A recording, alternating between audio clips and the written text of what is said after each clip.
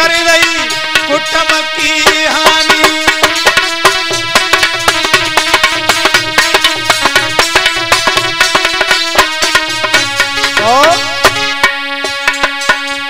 बेटा तोई कैसी दफनाऊं,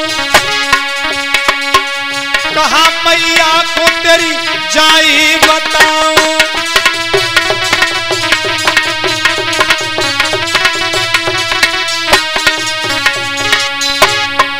आज दुर्योधन मन में विचार कर रहा है कि पुत्र हो संसार में तो तेरा जैसा हो। फिर बेटा मैं एक अभागी बाप हूं, मैंने अपने सामने अपने पुत्र को मरा हुआ देख रहा हूं, लेकिन अब मेरे पास कोई साधन नहीं है कि मैं तुझे कैसे दफना दूं। परिचित महाराज, मेरे पास कोई साधन नहीं है तुझे दफनाने के लिए। और फिर रही बात, मैं जब घर जाऊंगा तो तेरी मां के लिए क्या बताऊंगा। मन में विचार कर रहा है दुर्योधन। आज दुर्योधन ने मन में विचार करने के बाद और पृथ्वी में गदा को मार दिया। भैया सोच की भुजा धरन पे मारी, धरती 3 कदम जने फारी।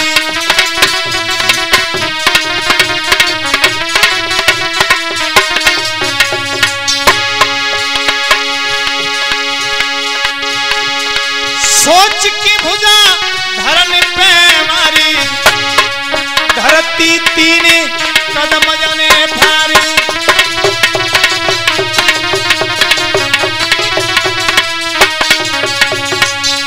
जैसे ही दुर्योधन ने गदा को पृथ्वी में मारा और 3 कदम पृथ्वी को फाड़ दिया, यज्ञपति महाराज, और अपने बेटा की लाश को उसी पृथ्वी में दफनाया।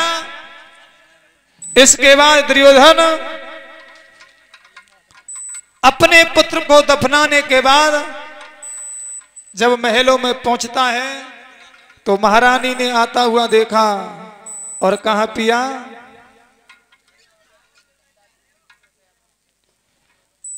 बेटा लक्ष्य कुमार कहां है। प्रसन्न कर दिया। आज दुर्योधन रो करके बोला, 18वें दिन में रण छोड़ करके भाग आया, मेरी सारी सेना मारी गई और केवल कृतवर्मा, कृपाचार्य, अश्वत्थामा और दुर्योधन ये वीर बाकी बचे हैं और बाकी सब मारे गए। उसी समय आज लक्ष्य कुमार की मां रो करके और दुर्योधन से कहने लगी, पिया आपने एक बात नहीं मानी। अगर आप एक भी बात मान लेते तो ये महाभारत नहीं होता। और क्या बोली,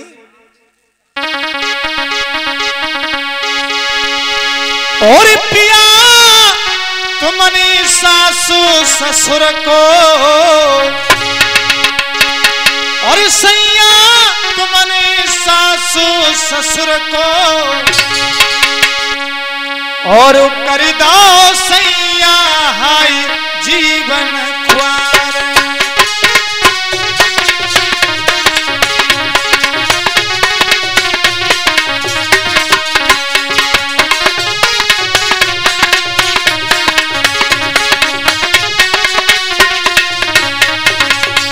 आज भानुमती रो करके कहने लगी, आपने एक बात नहीं मानी।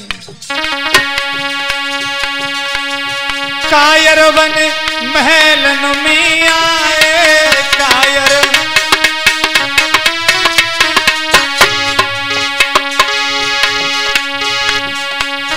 कायर बन महलन में आए,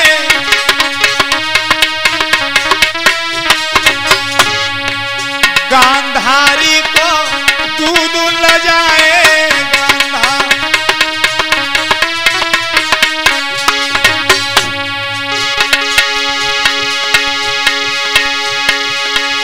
गांधारी को दूध ल जाए,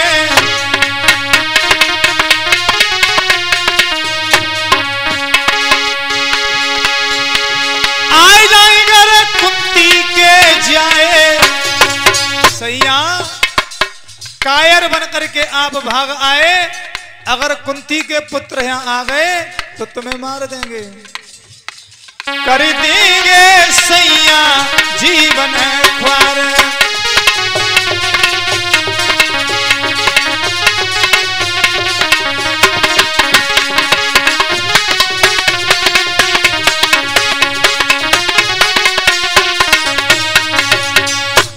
आज भानुमति बोली, पिया